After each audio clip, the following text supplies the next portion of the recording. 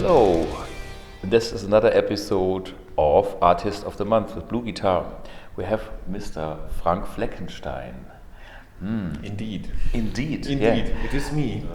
You just released a new album. It's called Path to Happiness. Path to Happiness. Isolated. It's actually my first album that I completely do on my own.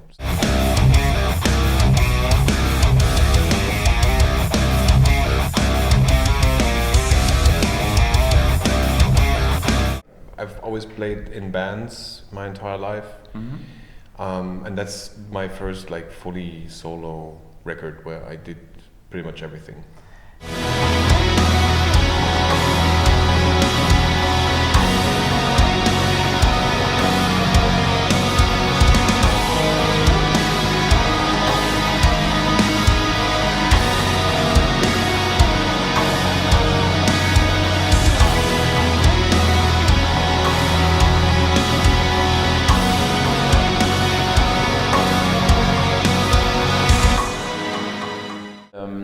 To me, you are the tasty metal expert.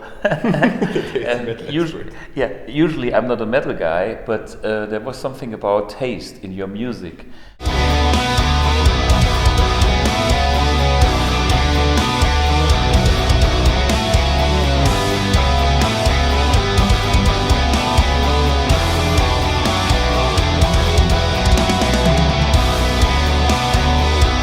And when I listen to this album, I can feel this taste again, and it is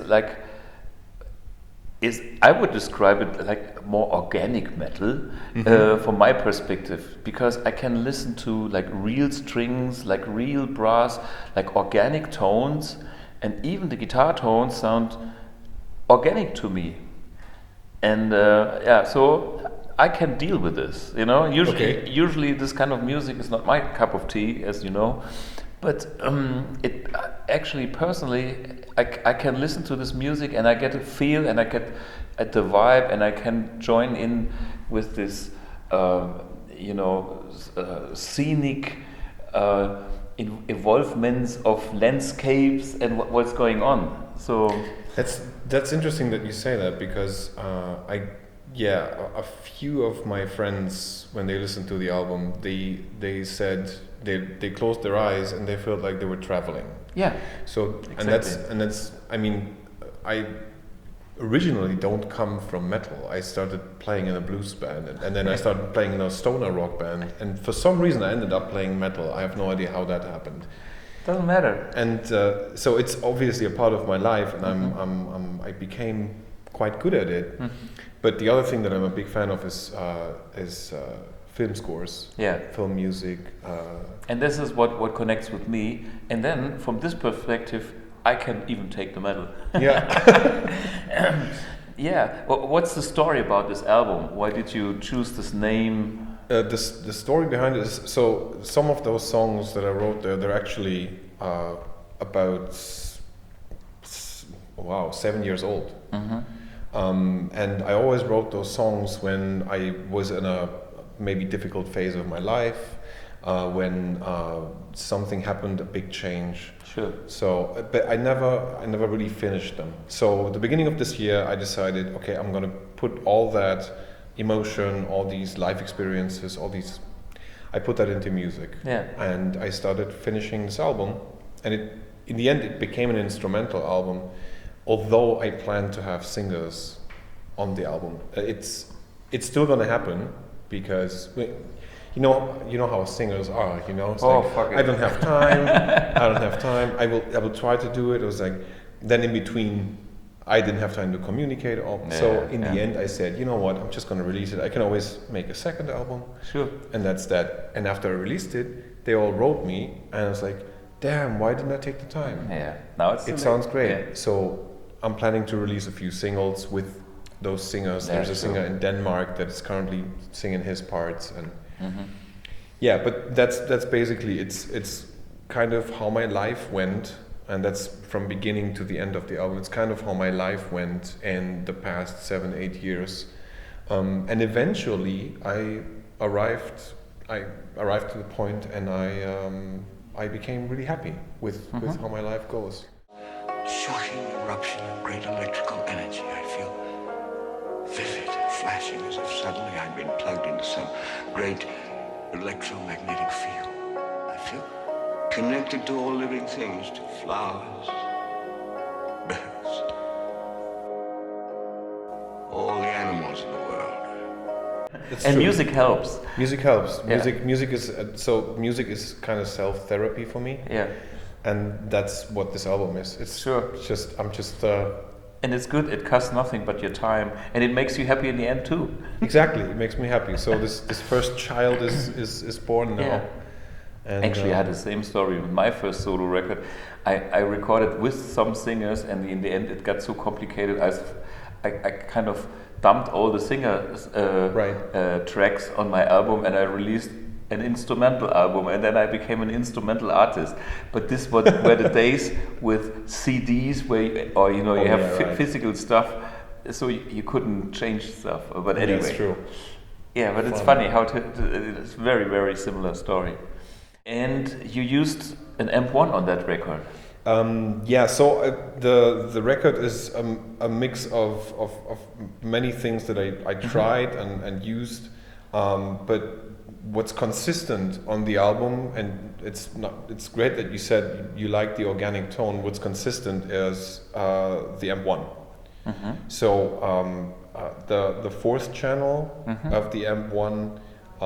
Maybe here and there with a pedal in front of it to give it a little bit more beef or attack, is pretty much 85 to 90% of all the rhythm tracks and lead tracks on the album. Cool. And what are your settings? Is there anything? Is the bass all the way up or down, or maybe I'll show that in the camera. So. It definitely depends on the tuning I'm in, and I hope I never have to play that stuff live because I would need a double neck guitar for it.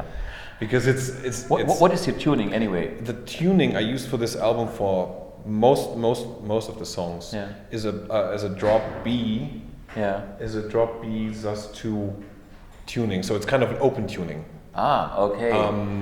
But this gives it already like a spacey kind of exactly. feel. I can feel that, without knowing what you're doing there, because it's another cup of tea.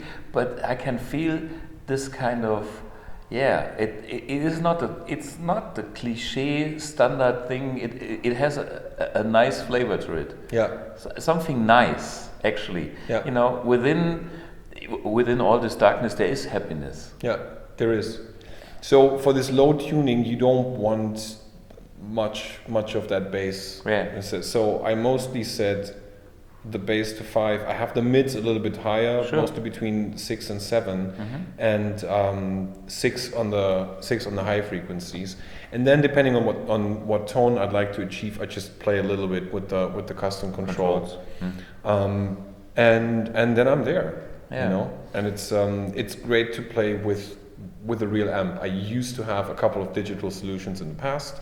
I used some plugins in the past, but I went fully back to real amps because it's the response I get is not to be compared with anything digital.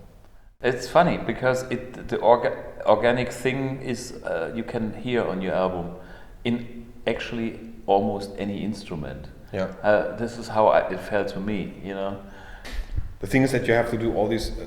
When you're playing in a band, obviously there's some kind of democracy going on. You decide, you approve the final version of a song. You say, hey, let's change this part, let's do this, blah blah blah. Yeah. If you do everything, you're questioning yourself all the time when you do this on your own. It's like, is it good enough? Does that sound right?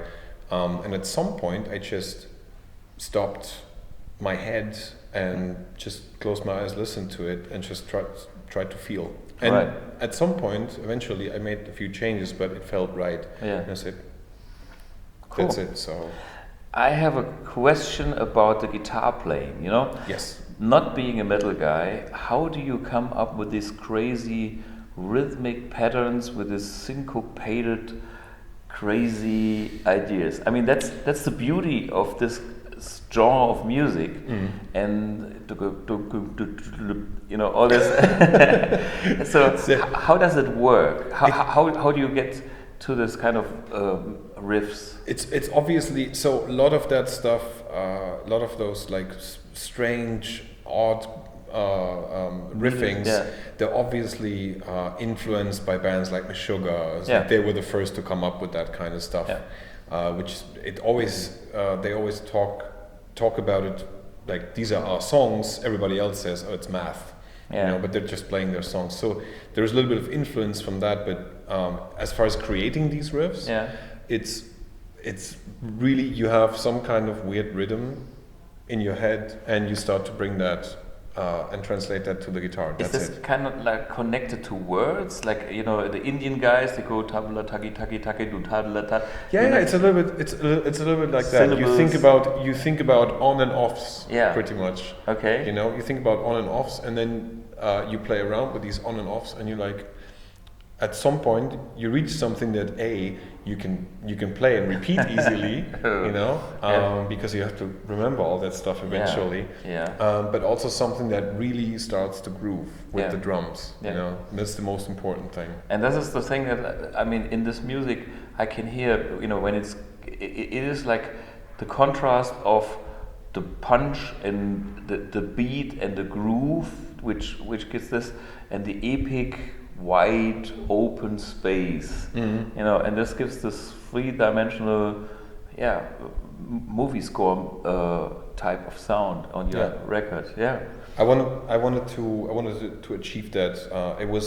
There was a lot of reverb and delay adjustments necessary to get that done.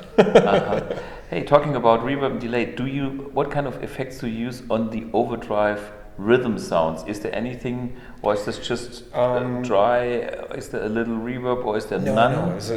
When it comes to rhythm sounds, it's just very dry. There's nothing on there. In the mix, obviously, you will start to connect it a little bit with the master reverb track. But just a but touch. No, I just used a couple of boost and drive pedals in front of it, depending on if you wanted to have the sound a little bit sharper, and that's it. Yeah. And then the clean parts, then you go whatever. The clean parts, there are only a few clean parts on this album. There's not so much of it, obviously, but I used the clean sound with a pretty straightforward setting. Pretty much it's 5-5-5. So it's right in the middle because it suited the tuning pretty well. Okay. And that's pretty much it. One thing to note about the distorted sounds, you don't need that much gain. I think between 4 and 5 is plenty for you. Is more than enough. Yeah. You know, if you have like medium output humbuckers, it's totally enough. Yeah, I'm coming from the opposite side. You know, having extra weak single coils. So I need the 10. You need the 5. Obviously. Yeah, exactly. Yeah. Hey, all good. So Frank, that's. Anything else you want to say? Just that, so you can listen to the album on YouTube. On YouTube you'll find links to the regular platforms where you can purchase or stream the music, spread the word. Yeah, it's worth listening to it, and I'm saying that. Okay, hey man, cheers.